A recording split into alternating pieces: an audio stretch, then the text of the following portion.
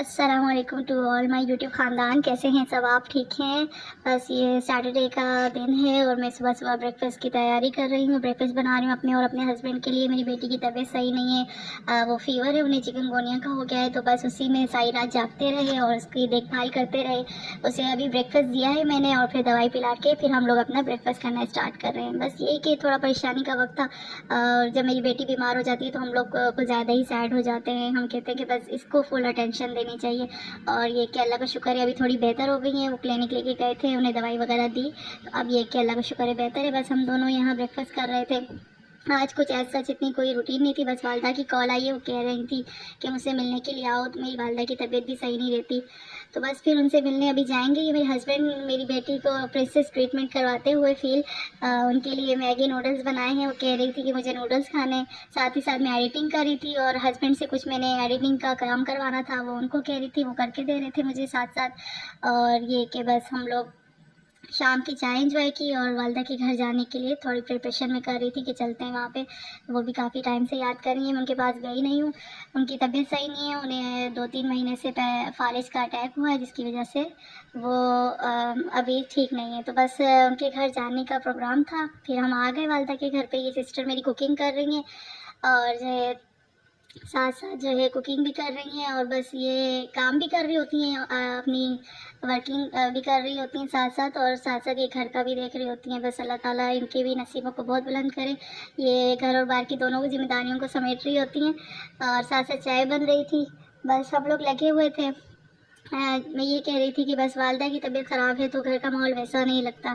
اللہ تعالیٰ ان کو صحت عطا کرے. اور مشکل وقت آتا ہے اور چلا جاتا ہے، لیکن جو مشکل میں پہچان ہوتی ہے اپنوں کی، اللہ تعالیٰ نے رشتے اس لیے بنائے ہیں کہ وہ ایک وقت میں، دکھ درد میں، مشکل وقت میں ایک دوسرے کا ساتھ دیں، ایک ساتھ کھڑے ہو جائیں. اللہ تعالیٰ نے انسانوں کے یا مسلمانوں کے رشتے بنائے اس لیے. زیادہ تر مسلمانوں کے دل میں دکھ درد اس لیے اللہ تعالیٰ نے اس لیے ڈالا ہے کہ وہ ایک دوسرے کا دکھ درد سمجھتے ہیں، ایک دوسرے کے ساتھ مشکل وقت میں کھڑے ہوتے ہیں. چاہے مسلمان کہیں بھی آپ کو مل جائے، وہ ایک دوسرے کے ساتھ ہمیشہ سپورٹ کرتے رہیں گے.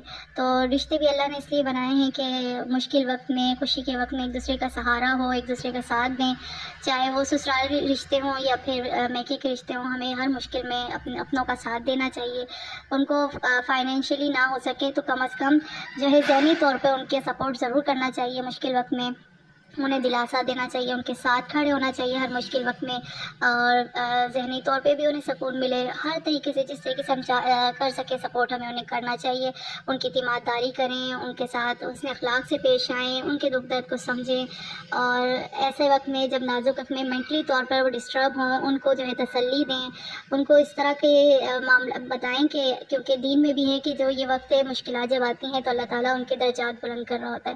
بس یہ ہمارے بھی درجے بلند ہو رہے ہیں اور ان کے بھی، والدہ کی بھی جو بیمار ہوتا ہے اس کے اور درجے بلند ہوتے ہیں.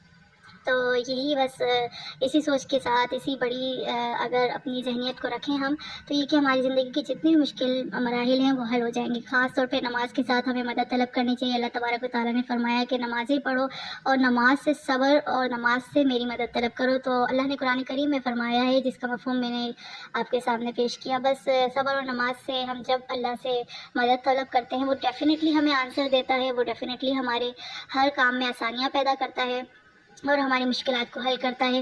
ہمیں اس پہ توکل ہے. بس یہ ہم لوگ ساتھ می ٹائم انجوائے کر رہے تھے، میری بہن اور ہم لوگ سب بہنیں سب آپس میں بیٹھے ہوئے باتیں کر رہے تھے، اور جو ہے تھوڑا سا می ٹائم اسپینڈ کر رہے تھے. ساتھ ساتھ چائے بھی انجوائے کر رہے تھے، کھانا بھی پک رہا تھا ساتھ ساتھ. بس یہی کہنا تھا کہ اللہ تعالیٰ ہم سب کو آزماتا ہے اور ہمیں اس کی آزمائش پر پورا اترنے کے لیے سخت نہیں ہے. بس ہمیں یہ کہنا چاہیے کہ اللہ تعالیٰ ہمیں اپنی آزمائش میں ثابت قدمی نصیب فرمائے ہم سب مسلمانوں کو، اور جو مشکل مراحل ہیں ہم سب کو اسے حل کرنے کی توفیق دے. کیونکہ مصیبت آتی ہے چلی جاتی ہے. کہتے ہیں نا مشکل وقت میں اپنوں کا پتہ چلتا ہے. تو اپنوں کا کیا، اللہ تبارک و تعالیٰ آپ کا اپنا بھی، جو ہماری اپنی ذات ہے، اس کا بھی پتہ چل جاتا ہے مشکل میں اللہ تبارک و تعالیٰ کو کہ آپ کتنے ثابت قدم رہے. تو اگر مشکل میں ہم نے بے صبری کا مظاہرہ کیا تو ڈیفینیٹلی اللہ تبارک و تعالیٰ کی ناراضگی بھی ملے گی، کوئی اجر و ثواب بھی نہیں ملے گا. تو ہمیں چاہیے کہ مشکل وقت میں ہم اللہ تبارک و تعالیٰ کے ساتھ جو ہے خوش اسلوبی کا، ہم اللہ پہ توکل رکھیں، تقویٰ پرہیزگاری اختیار کریں، نمازوں سے مدد طلب کریں، صبر سے مدد طلب کریں، اور اپنے ذکر اذکار بھی جو ہے جاری رکھیں تو ڈیفینیٹلی اللہ تبارک و تعالیٰ کی رحمت ضرور ہم پر جو ہے عیاں ہوتی ہے اور ظاہر ہوتی ہے، ہمیں ذہنی اور دلی سکون بھی ملتا ہے، اور ہمیں ہمارے معاملات اور جتنی بھی آزمائشیں ہیں وہ سدھرتی ہوئی نظر آ رہی ہوتی ہیں. ہم سمجھتے نہیں آ رہی لیکن آ رہی ہوتی ہیں، اور وہ اللہ تبارک و تعالیٰ ہمیں ضرور آسانیوں سے، مشکلوں سے آسانیوں کی طرف پلٹ دیتا ہے. بس یہ ایک چھوٹی سی بات تھی جو میرے دل میں تھی، میں نے کہا میں شیئر بھی ساتھ ساتھ کروں. اور ہم لوگ بس کھانا کھا رہے تھے اور کھانے کے بعد جو ہے باتیں کر رہے تھے آپس میں. میری آپ سب سے ریکویسٹ ہے کہ subscribe, like, share and comment ضرور کریں اور بیل آئکن ضرور پریس کریں. اللہ حافظ، انشاءاللہ پھر ملاقات